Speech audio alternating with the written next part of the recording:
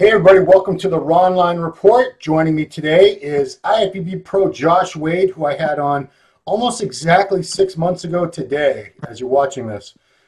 Josh is what I call, he's a guy I call the unicorn of Masters Pros. I say that because a lot of people talk shit about Masters shouldn't get pro cards because none of them are going to be able to do anything as a pro in the Open or the 212 or Classic in the Open. So it's a waste to give these guys pro cards. Well, most of the time, I definitely agree with that statement. In the case of Josh Wade, no, it is not true. Josh has done very well, placed top 5 in many shows in just a couple seasons as a pro, just competed in his first Mr. Olympia contest. So suck on that for everybody. That's right. Josh, Merry Christmas. I'm a little late, but Merry Christmas. Oh, Merry Christmas, Ron. Good to see you. Good to see you too.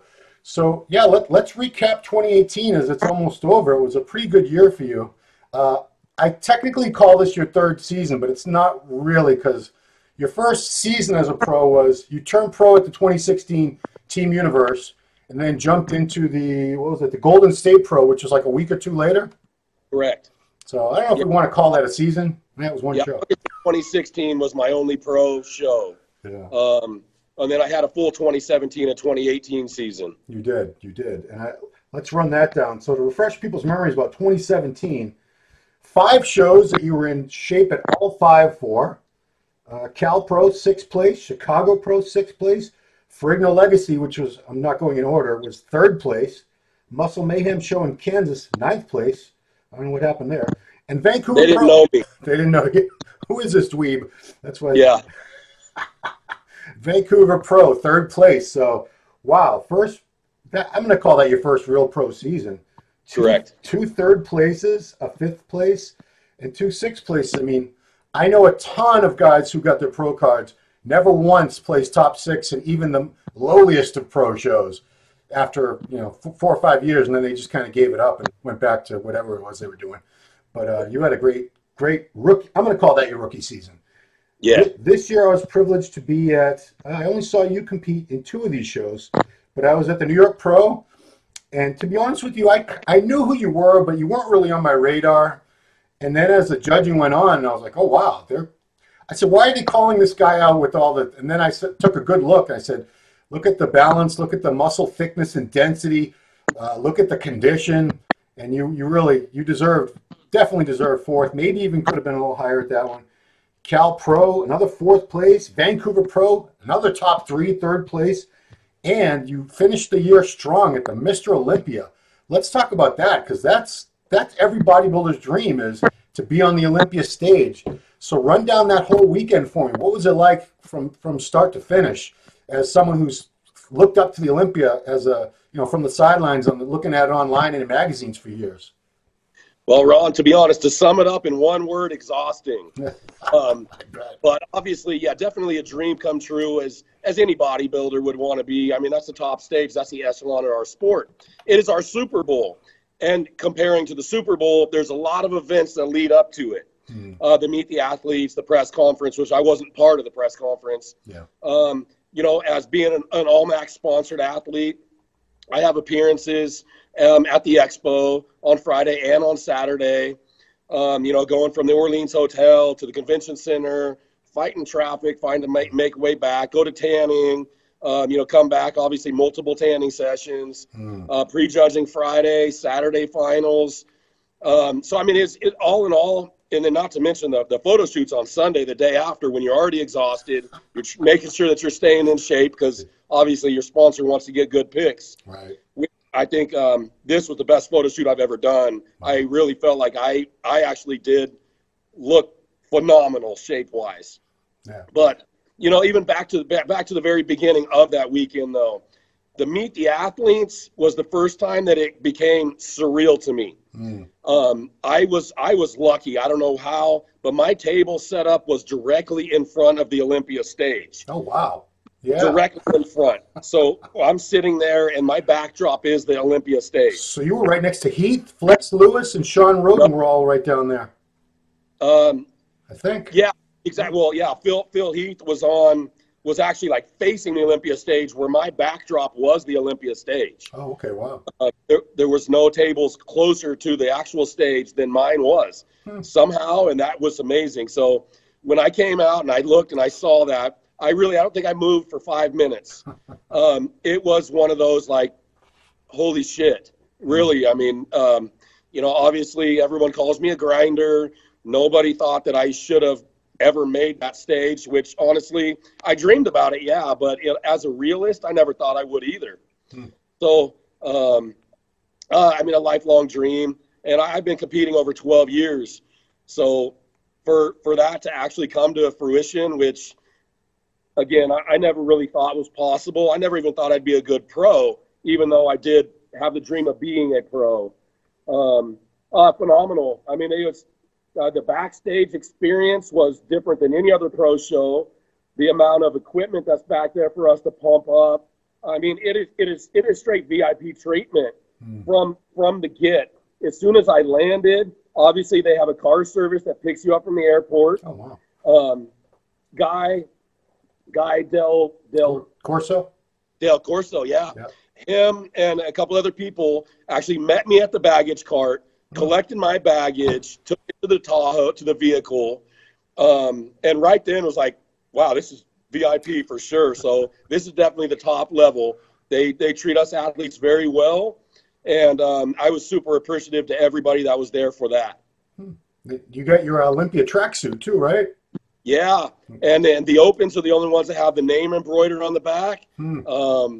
And so, yeah, so I got my jacket that I always have said I want a jacket. Yeah. Well, I got my jacket. Now I want a second one. It's like a Letterman jacket in high school. That's why a lot of people play sports. They just want the damn jacket. That's all I wanted. I'll never wear it, but I wanted it. Yeah.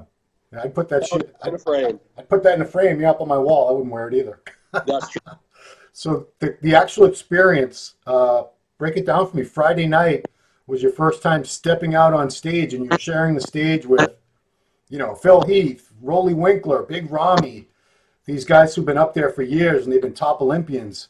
And you know, you're up there too. You earned your right to be there just like they did. So what was it like being in the top competition you can be in as a bodybuilder in the world? Well, it was kind of heart-wrenching. I mean, it really, literally, you know, backstage seeing all these guys.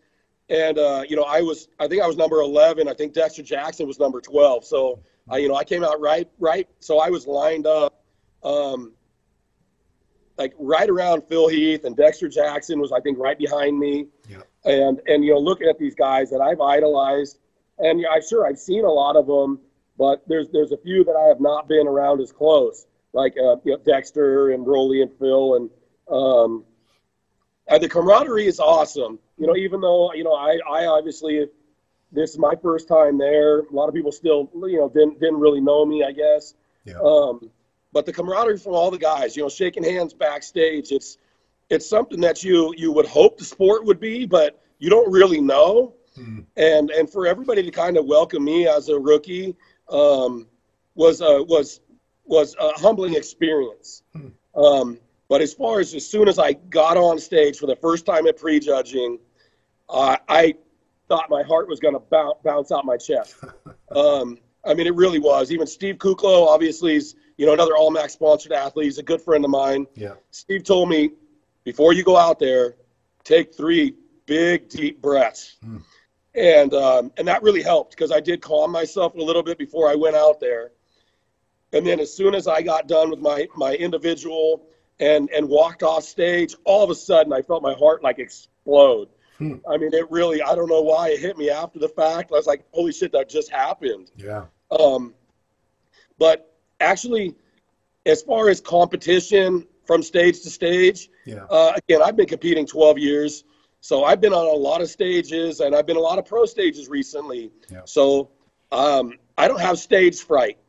So it was almost like being on every other pro stage. I practiced so much. I know what to do. Yeah. So being out there and doing what I do wasn't necessarily any more overwhelming. Right. Until the realization that I just did that. Now, who's going back to the camaraderie thing? Did anybody really go out of his way to make you feel welcome? And, you know, because I've heard from other guys, like I think Nathan said, the first time he went to Olympia, most of the guys were kind of ignoring him backstage. And he, you know, it was kind of a bummer for him because he'd expected more camaraderie. Was there anyone that really tried to make you feel like, hey, Josh, you know, you are part of this. You're one of the guys now. Well, speaking of Nathan, you know, I think Nathan got a bad rap. A lot of people thought that he was really egotistical in his ways. I think he was just trying to build hype all this year with everything. Right. Because, and I think I might have mentioned this before about the camaraderie. At the New York this year, the New York Pro, Nathan won. Even though I'm dry as a bone on stage, I still sweat profusely. So after prejudging, Nathan Diashaw grabbed some towels and started dabbing my back. I didn't ask him to, didn't expect it. So for somebody of that caliber, you know, he won the show. Yeah. To on his own accord start trying to basically dry my sweat off. For one, it spoke volumes of his character, if you ask my opinion. Yeah. So obviously I knew Nathan a little bit because of that and because of Iron Rebel. But being there, so Nathan was one we talked quite a bit. Juan Morel is such a cool guy. So Juan was one that was sharing his cookies backstage with me. That's a real friend. You know, and honestly, Steve Kuklo too. He had some leftover cheesecake, gave me some cheesecake. I was like, what is all this you guys are doing? And he was like, well, that made you a lot more vascular. So anyway, so I mean, you know, Steve Kuklo, I mean, you know, Roly Winkler, even though, you know, English might not be his first language, came over, shook my hand, which I thought was pretty amazing because, yeah, I'm definitely a Roly fan. Yeah, a lot of people are. I mean, yeah, you know, I mean, it just really, you don't really know, again, but coming across seems like a really good guy. Yeah. So, I mean, you know, again, Juan Morel, Nathan, Steve, we definitely talked quite a bit backstage. You know, so I mean, everybody there was good. There were some people that, you know, kind of kept a little more to themselves, like you kind of expect. I mean, a little bit of Dexter, because Dexter's kind of that way. You know, Phil. I mean, even, you know, Sean Roden. You know, I mean, the guys might be in a zone, and they kind of keep to themselves, but they're not. They're approachable if you approach them. Yeah. So that was really cool. I mean, everybody backstage was awesome. The Expediters, obviously, it's the top of the game as far as the Expediters. They had all their shit together. Yeah. And they, again, it was VIP. They really treated us as good as we could be treated. I'm curious, you know, after Friday's judging, there was buzz in the audience about what was going to happen with the show. What were you guys must have been talking amongst yourselves about. I don't know about Phil keeping his title. Was that being discussed at all? I don't think it was really being discussed amongst us as athletes together. You know, I don't think we really want to talk about placings until the placings are final. Right. At least with each other. But there, yeah, I mean, heard a lot of the buzz, and, you know, I mean, aesthetically, Sean was on. I mean, you know, you got to say Sean was on. He was, absolutely. You know, so I don't think there was really a lot of buzz. I mean, I think the majority of everybody noticed that Rami was off, and you can see that kind of right away. So you know, it's kind of surprising when I don't know what else he has to do except for get in shape for a show. Right. But well, we'll see what happens with Neil Hill. Yeah, exactly. Now I'm curious about how Neil will change his symmetry. We'll see what happens. Right. So that was that point of it. Okay. Now, you know, you didn't make top 15, but then again, neither did Sergio Oliva. This is when you see do not place at most shows. That means this guy's probably not very good. But at the Olympia, these are what was there? I think there was only like 18, 19. How many guys were on the show this year? It was like 18 or 19. 19. So you got these are the 19 best physiques in the world. A planet of 7 billion people. Here you got the top 19 best built people out of 6 billion. It's very humbling when you think of it in those terms. Were you disappointed, or were you kind of accepting? You knew that was probably going to happen at your first Olympia. Ron, I kind of knew it. Again, I'm a realist, so my expectations, I mean, I made the Olympia. That's great. I'm going to make sure that I bring my best and I show up my best shape, overall fullness package that I've ever brought, and I did. Yeah. So obviously, you know, knowing that, I was definitely happy with what I brought. Also knowing, you know, I've been in the sport long enough. I do know I kind of have had to pay my dues at every level. Yeah. You know, regional level, national level, pro level, now Olympia level. Because I mean, if you look at the placings, and I don't think there was anybody that was off. I think it was everybody came in really complete and everybody looked really good. Yeah. But if you look at basically 16th through 19th, well, actually, I think Juan won a show. He was in the did not place. Right. He won a show, but the rest of us, we got there on points. Right. So I think it is also kind of a pay your dues. So I wouldn't say I was disappointed at all. Okay. Because I know I can improve, and I have every show. So if they place me there and I show the improvements, they got to improve my placing. So that's what I'm going for this upcoming season. Yeah. No, you competed. You did 4 shows. Would you say the Olympia was your best look, or you know, I've seen pictures from all of them. You were on point condition-wise at every show. But the Olympia, did you strike some balance that you hadn't at the other shows?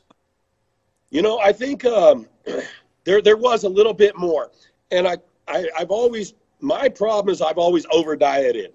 Luckily, you know, John Meadows is my other set of eyes now.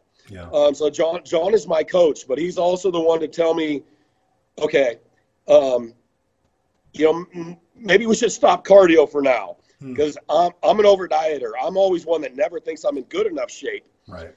So there was a big difference after the New York Pro. I didn't do any cardio through the Cal. I didn't do any cardio for 6 weeks leading up to Vancouver. Wow. And then leading up to the Olympia, I did 6 days of cardio. The 6 days prior to leaving for the Olympia, I did cardio. And that kept a lot more fullness in my legs and my arms, which are, my legs are not a weak point, but they're not the strongest point. Right. So when I do cardio, they flatten first. So that was one key that I would have not done without John's assistance telling me I didn't need to do cardio. I was already in shape. Let's keep some fullness. Yeah. And then the 6 days of cardio just helped me shed the water.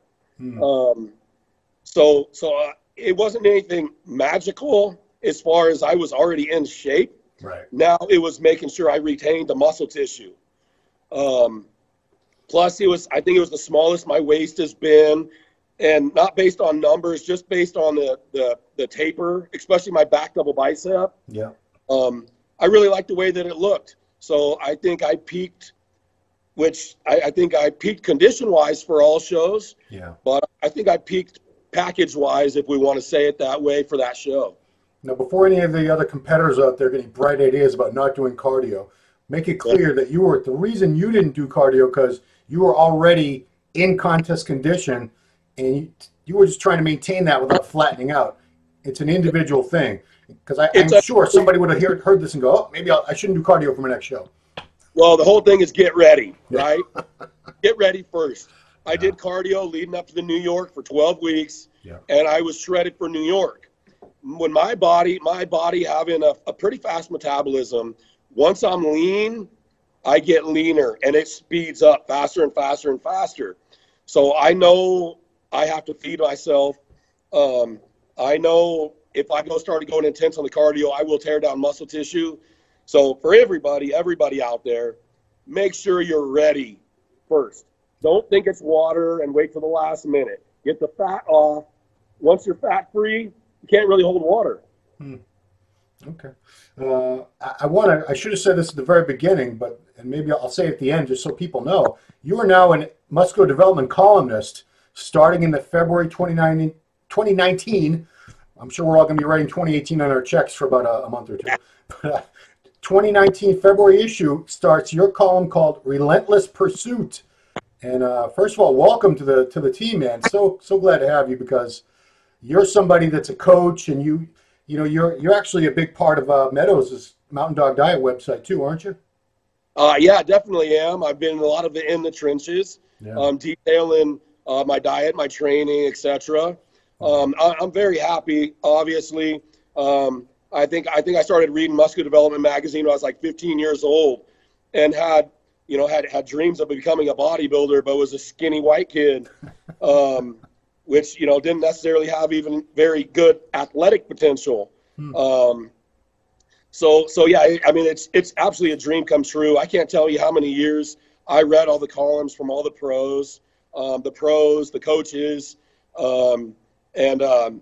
yeah, it is absolutely amazing, Ron. I mean, I feel like I definitely have a lot of information to be able to give to the readers, but a lot of experience behind it. Right. And so I think a lot of people will relate to me for that. And I welcome all the questions and hope that I can do a good job as an ambassador for muscular development.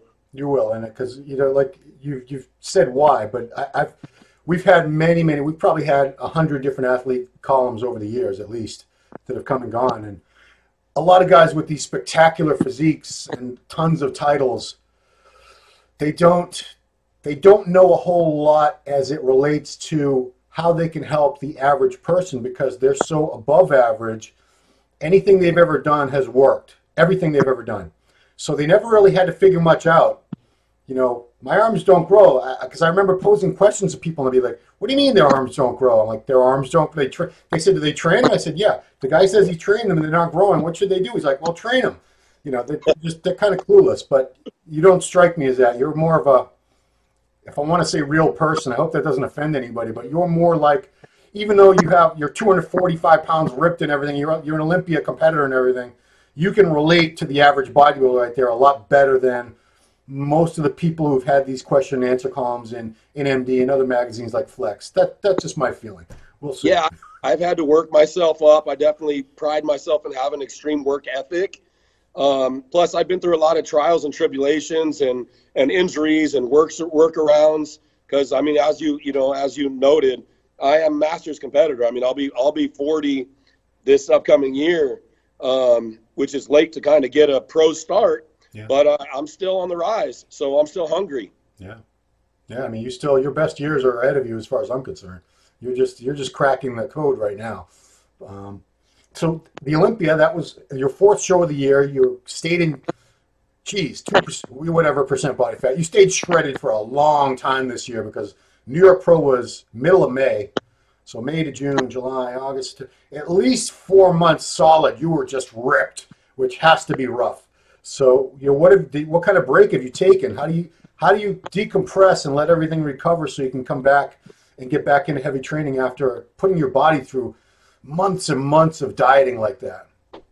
This is one thing that John Meadows has told me to do after every competitive season, and the first time I actually did it. I love the weights. I love the gym. I can't stay out. I can't take weeks or months off like some other people do. I think it's for sanity purposes sometimes. But after the Olympia, I came back and started training pretty hard for a couple of weeks. I think about 4 weeks, started getting really strong again very fast. And, extra food in there, just on basically testosterone replacement therapy at that time. But with the extra food, my strength significantly increased and got to the point where my muscles started outgrowing my tendons again. And I mean, I just enjoyed lifting heavy shit again because I felt good. I was finally fed after 6 months. And so John has always told me, we'll come in, we'll basically train about 4 weeks after a show, nothing to failure, which I'm not a good listener. Then basically take a couple weeks off to completely decompress. Not just physical, but also mental portion of it, which has always been tough for me. I always eat clean. It's hard for me to take a break on my diet. I mean, it really is. I'm just such a structured individual. That's what I'm used to. That's how I run the best, I think, the most efficiently. But finally, my tendons, I actually, funny thing is I strained my bicep tendon back squatting. because I was, yeah, exactly, was so full and so tight. I had 585 on the bar, and I didn't even feel it happen. But the few days after that, it felt like my arm needed to be in a sling. It was the tendonitis was so bad. Wow. So at that time, I was like, okay, it's a perfect time for me to take those 2 weeks that John wanted me to take. 2 weeks out of the gym. I scheduled an appointment that went down to San Diego, spent some time with Derek Farnsworth, getting some treatment. Really helped. He showed me how to use Grafton on myself, so I got my own Grafton tool now. And after the 2 weeks, I did feel regenerated and ready to come back. And I mean, I guess sometimes you need that break off to start fueling the fire again. Right. And it was the first time, honestly, without surgeries since 2006 that I probably took 2 weeks out of the gym. Were you going out of your mind that whole time, though? I was, because I own a gym. I'm a trainer still, so I'm at the gym every day. So it's not like I can do other things. Right. It was just I took basically my 2-hour break that I normally schedule for my weight training, and did focus on getting caught up with business, working on ideas. So I kept my brain busy with other things, so I didn't just become so overwhelmed that I started touching the weights. I know it's not totally relevant to everything, but you're almost 40 now. Are you the strongest now that you've ever been in the gym? I think I'm the strongest, but I'm also a lot smarter. So I used to bench back in the day. I did 495 for like 4 reps at one time, and this is probably a good 12 years ago now. So I was strong, but I wasn't as safe. Right. And going through a couple injuries, tendon surgeries, shoulder scopes. I started training as heavy as I could, but definitely a lot more controlled than I used to. So I have more strength, but I don't always push more load, if you know what I'm saying. Yeah, absolutely. I mean, it'd be foolish at this point. Yeah. You want to... One injury would basically pretty much ruin my career at this point. And if you're almost 40, you tear a pec or a quad or something, good luck. Exactly. I know it's been done, but you don't want to be that. You don't want to be that exception to the rule, or have to try to be. Yeah, exactly. So before we get into your plans for next year, here's a good question, because we're in the off season now. I know you have you work with a lot of people with Team Wade Fitness and competitors, not just regular people, but competitors. I always believe, and I try to impress upon people, that contests are one in the off season, because you see it on the social media. A lot of people just kind of screw around in the off season. They don't take it very seriously. They only really get serious about the training and the eating and everything when it's time to prep. And that's when they start communicating with their coach again, and they start, logging their meals and putting more effort in. When you're working with a lot of, I don't know how many clients you're working with at the moment, but what's like this time of year, what do you try to get these people thinking about and doing that they might not be doing? Well, I mean, always, you think and you act and you train like a bodybuilder 365. So, I mean, the number one thing that I always try to tell people is, it is what you do today that's going to relate the best for tomorrow. So, you can't, obviously, in my relentless pursuit, I would not have got where I am today had I have taken breaks. Taking breaks meaning lackadaisical in the off season, where I need to spend time to grow, train, build a lean tissue. So when I diet, I have more retained tissue. Yeah. So I think that's the most important part. Sorry, Ron, I had to move around. My battery was about to die. It happens. It happens all the time. And now it's a matter of trying to position this thing. I'll tell you if I can see just your chin. Right now I just see the All Max logo, which should make the All Max people very happy. You guys can't see it. He's in a full squat now. So right now I can just see the bottom of your face.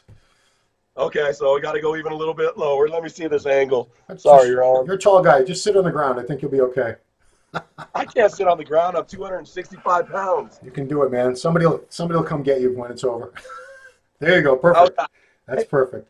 I okay. wanted to give the readers, I didn't give them much time because thank you again for doing this kind of last minute. But I gave the readers some questions, and only one of them was fast enough to get some questions in before we actually did this interview. It's a guy named Betty Ona from Spain, one of our top posters at MD. And so these are most of the questions I was going to ask anyway. What are your plans and goals for the next season? That's his first question. Obviously, as anybody that's followed me knows, I can achieve stage ready condition. I mean, I can be as skinless as possible. So I know I can always do that. So obviously, I mean, I'm a realist again. I look at my physique. I know I could use more outer sweeps on my quads. I know I can use more arm size in all because I have very long arms for 5'9". Yeah. So those have been what I've been focusing on.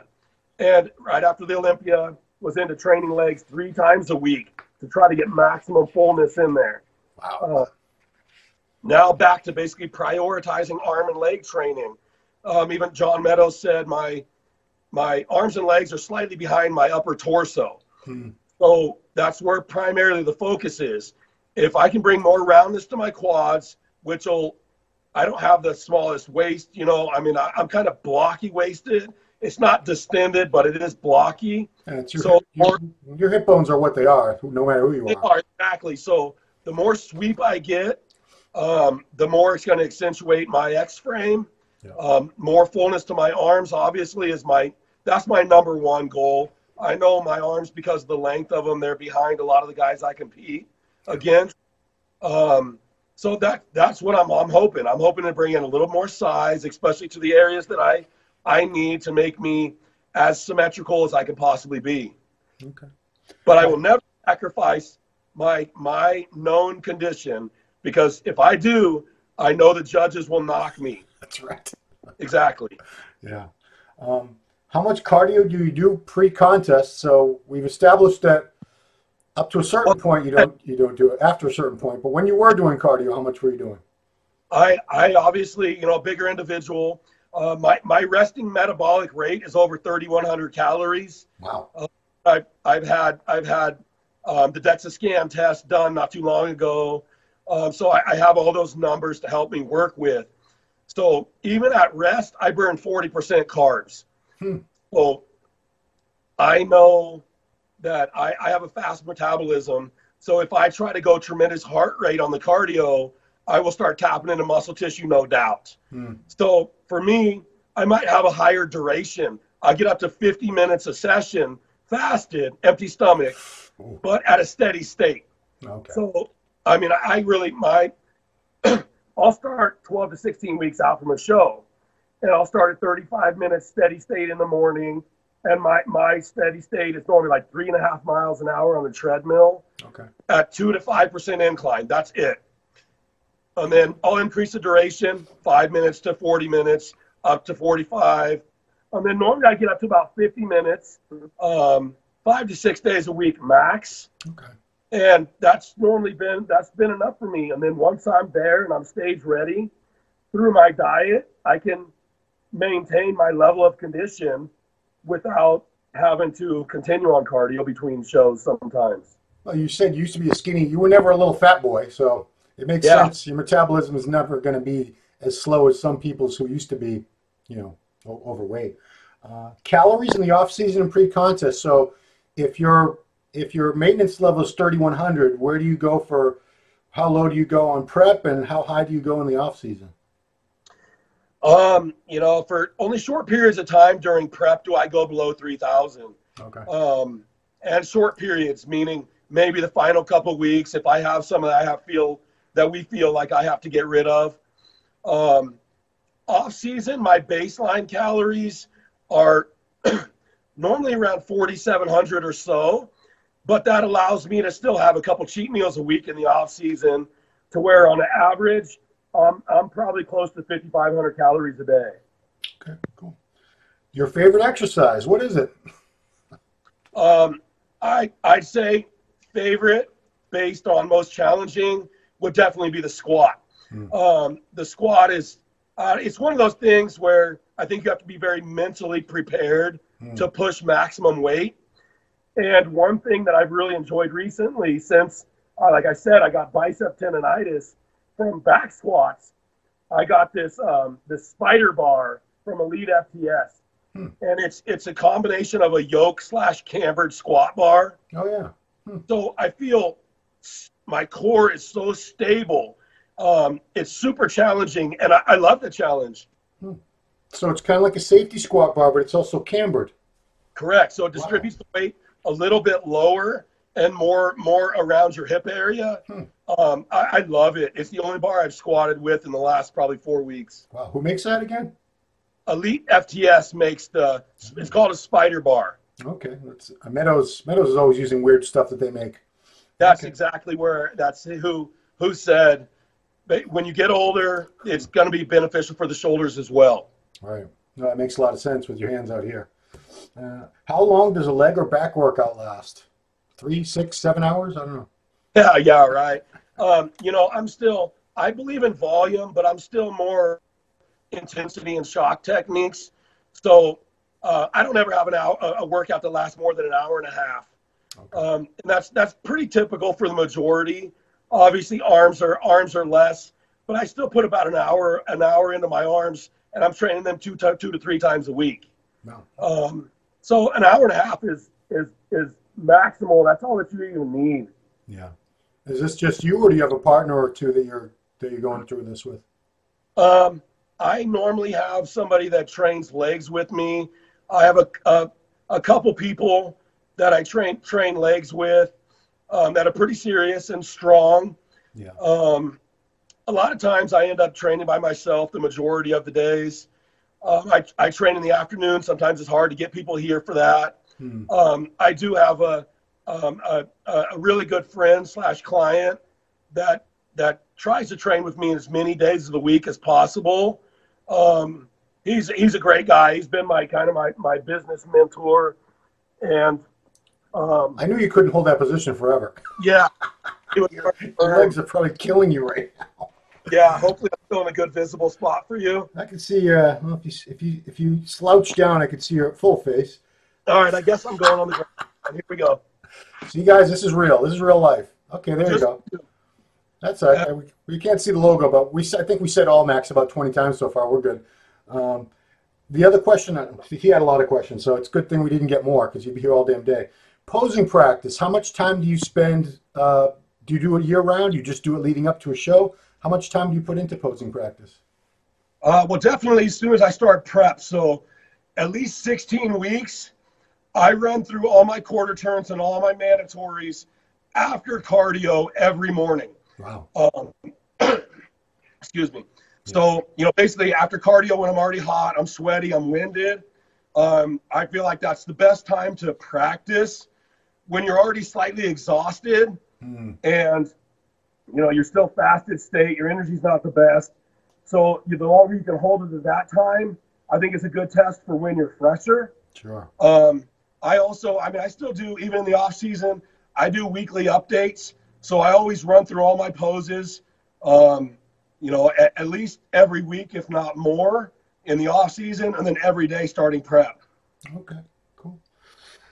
Which competitor has impressed you the most? So I guess that would say, let's revise that to who do you look up to the most on the current pro scene?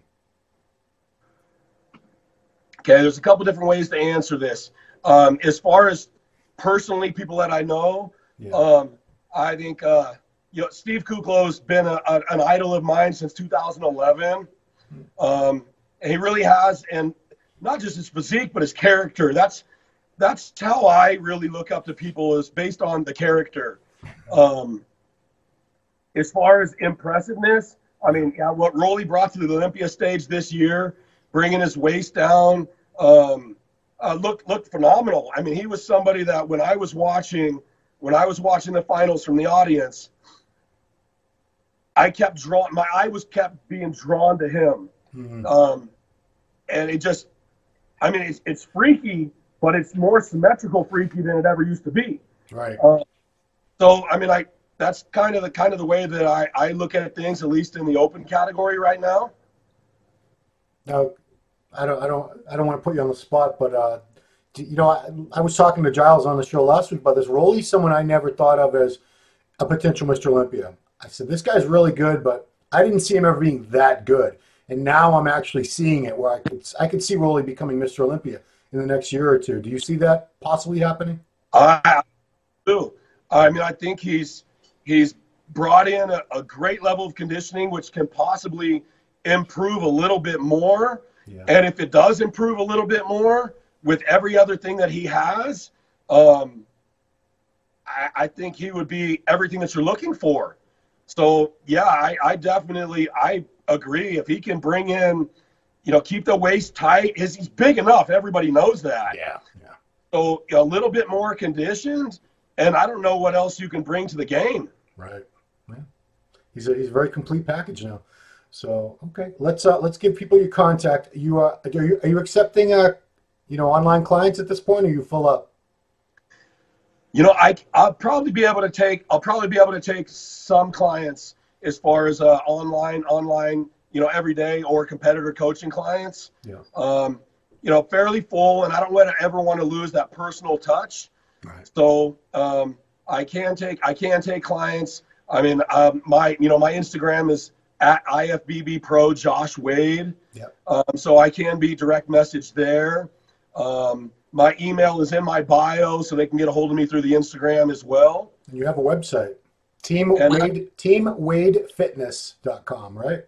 Correct. The gym is teamwadefitness.com. Yes. Yeah, and I believe that had information about different things you offer there. Because if I was going to hire a coach, you'd probably be one of the guys I would think about, because you've been around, you've had to figure a lot of things out that probably a lot of guys taking money as coaches have not had to figure out. I hate to keep saying that, but it's so true. It is true in our sport. Everybody's an online coach now. Yeah. And that's the reason that, you know, really what I want to get into, Ron, and I think this is very beneficial. John Meadows does training seminars. I've been told that my attention to detail is second to none from people that have worked with other people. So the training portion of actually workout workshops or workout seminars is one thing I definitely want to get into. I want to show people the correct intensity for training that I think is lacking based on a lot of people's social media now. Now they're filming every set. Yes. That detracts a lot of the intensity out of your workout. You know, and I think that's what I really have been told that I would be really good at. And I want to start dabbling in this upcoming season, is doing training workshops, showing people how I train, what's gotten me here from a 150-pound skinny white kid to now basically almost 270-pound bodybuilder. Has not just been through, you know, all direct supplements that people think. Yeah. There's a lot of hard training and hard years that have built the density and muscle maturity that I now have. And so anybody can get there, I believe. It's just a matter of if you're willing to put in the work. You know, I'd be more impressed if you would transform from a 150-pound skinny Asian kid into a 270-pound big white guy. That'd be really shocking. But still, nonetheless, it's very impressive, very impressive. It's possible. I probably offended like half the world right there. Sorry, guys, with my jokes. So please, guys, check him out. IFBB Pro Josh Wade on Instagram. Website is Team Wade Fitness. And you can see him every month starting the February issue, which is coming out in just a couple weeks, Muscular Development. Josh's column is called Relentless Pursuit. He's going to be taking your questions and answering them every month. It's going to be cool. We're so happy to have him. And, yeah, that's it. It's going to be a good year, Josh. Yeah, what's the first show? What's the first show your fans can see you at this coming year? I think I'm going to show my improvements from this offseason, May 18th, the New York Pro, Ron. Yeah, buddy. Okay. Yeah, I just realized I never asked you what your first show was going to be. So, okay. Well, happy holidays to you and yours, and you know, happy New Year coming up very soon. Thanks for everything, Josh, today, your time, and again, welcome to the team, Team MD. So happy to have you. Yeah, rock on. I can't wait, Ron. Thank you very much. Cool. Everybody, thanks you guys for watching the Ronline Report with Josh Wade, and we'll see you next time.